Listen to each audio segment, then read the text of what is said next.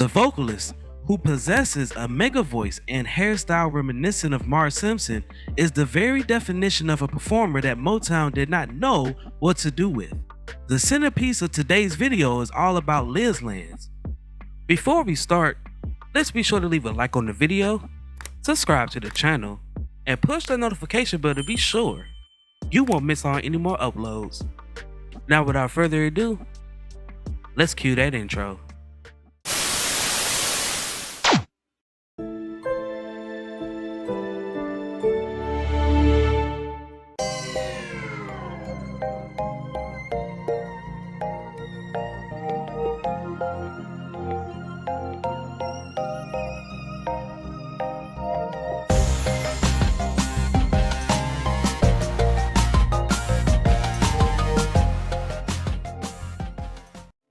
Born Elizabeth Lands on February 11, 1939. Hailing from the Georgia Sea Islands with a background in gospel and some classical training, she grew up in New York City before relocating to Detroit and became active with the Southern Christian Leadership Conference. My name is Elizabeth L. Hoffman. I'm out of the ghetto. I'm out of Harlem, 126th Street, Atlantic Avenue, 317, from the ghetto. My foster mother, who was the maid to our family, is how I got into the holiness situation.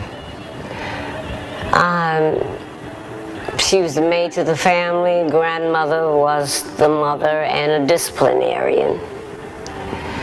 And you couldn't sing, you couldn't do nothing but sing Ave Maria. Okay, I'm Catholic. At least that's what I was brought up in.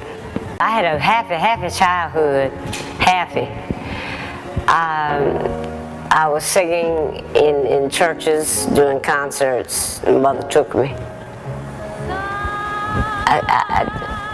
I had a wonderful childhood. We worked all up New England states, New York City, upstate New York. I did all the concerts, worked with everybody, Madison Square Garden, everybody, worked with everybody you think about. My best feeling in life is that I had a talent that I didn't understand. My talent, when I realized I have 6 octaves, and I realized that that's that blessing God gave me, I just, I used to think I was real bad, because I didn't understand this talent, I just didn't understand it. I wanted to get up on the bicycle or ride the swing, stand up in there, double dutch, that's what I want. I didn't know about this talent, but my mother, my foster mother, Rose Lands, who was the maid to our family, she was a church-going Charlotte, North Carolina person, so she kept me in the Church of God in Christ, and that's how I got all that. Berry Gordy discovered her while she was playing at a benefit performance alongside Harry Belafonte. He first recruited her to his gospel label, Divinity, but she quickly moved to his R&B Gordy label, where she recorded her debut single in 1963.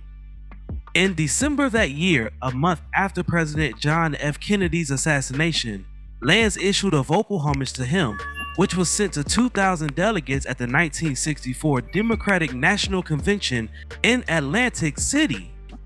Joe Lieberman, then an administrative assistant to John Moran Bailey, chairman of the Democratic National Committee, arranged for her song, May What He Lived For Live, to be included in the convention's Kennedy tribute. May what he stood for. As I was on the road, Berry Gordy called me back into Detroit, sent the limo, the plane, sent the limo. I went back to Detroit. Berry is about 3:30, 4:45 in the morning, in the studio at Hitsville. He wrote a song for the president called May What He Lived For Live. May what he lived for live. May what he strived for live. Okay, so I had never heard the song, nothing. Played the track, I read the words off a sheet of paper, you tell. He stood for. It's was unbelievable, but I did. I finished that song, May What He Lived For Live, that was minted in gold, 24 karat gold, and sent to the White House to Mrs. Jacqueline Onassis Kennedy Onassis. And she wrote me a letter back thanking me, a thank you note. It was linen paper, about that tall, about that wide, black borders, and it was handwritten. It was not no typewriter, it was handwritten, thanking me. Woo, you know I'm something. Woo, I am something. Still have it. Ain't fitting to sell it. What they try. Lance played the song during Reverend Martin Luther King Jr.'s funeral in 1968. I was with the King. We Shall Overcome. I'm the one that did that. We Shall Overcome. Every time you hear that song, that's me singing it. Liz Lance. I was a teller at Citizens Trust Company, a bank teller at Citizens Trust Company down on Auburn Avenue in Atlanta, Georgia. Somebody told him, either Milton Gates that owned the Gates drugstore or what, somebody told him that I was one heck of a vocalist. He came to my cage and asked me, Sister Lance. I said, don't call me no Sister Lance, I'm not your sister. He chuckled. He said, I want you to understand that you have a melodious voice, and I want you to go on the Freedom Festival with us.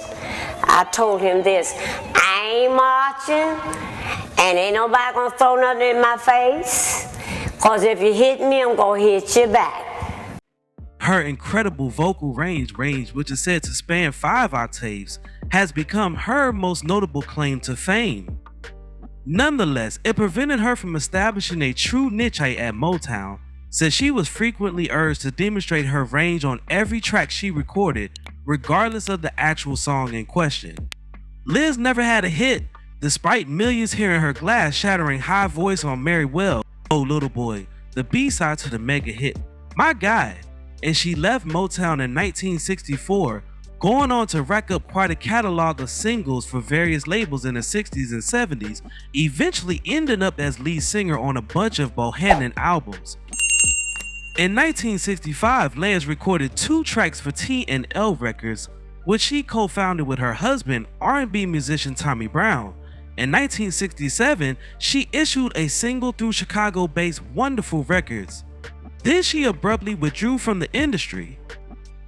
Lance did not come back until the late 80s and early 90s when Ian Levine recorded her for his Motor City label. It just goes back to all the way back there. Back there. I am not number one. I have never been a booty kisser. And I've always been an independent person and served Jesus. Unless it made sense between me and Jesus, it didn't make no sense. And so I have nothing to do with you. Okay, here's a Pillsbury Doughboy white man from London, England. Acton, England. A-C-T-O-N. Whatever the rest of that is. And he looks like the original Pillsbury Dough person, but he's just very tall. But he has this kind of opinion of performers that all you have to do is get them whatever that it is that they like and get them high and buzzed up. Pardon me, and you can get anything you want out of them. Well, I'm a rebel. I'm a beer drinker, and I don't need no performer, no person from across the road, across the water, to come and think that he just give me what I need and I'll sing what he wants me to sing. It don't work like that with me. But Ian Levine has, and I'm saying it now, no respect for a performer. None of them, black, white, green, or yellow, or purple, or in between orange. He has no respect for you. He just wants you, he just has all these monies, and he's got a dream, and he records everybody, and then he takes it back over to England pardon me, and sends everything to all the other parts of Europe, and you don't get 1 cent worth of royalties from it. You see where I'm coming from? So that Ian Levine can kiss my monkey's backside. And one of these days, I'm going to tell him, and he is going to give me my monies. Sadly, on January 11, 2013, Liz Lance passed away just 1 month before her 74th birthday. Now, before we go, I have a few questions for you all. Have you ever heard of this vocalist? Also, who are some documentaries you would like to see next?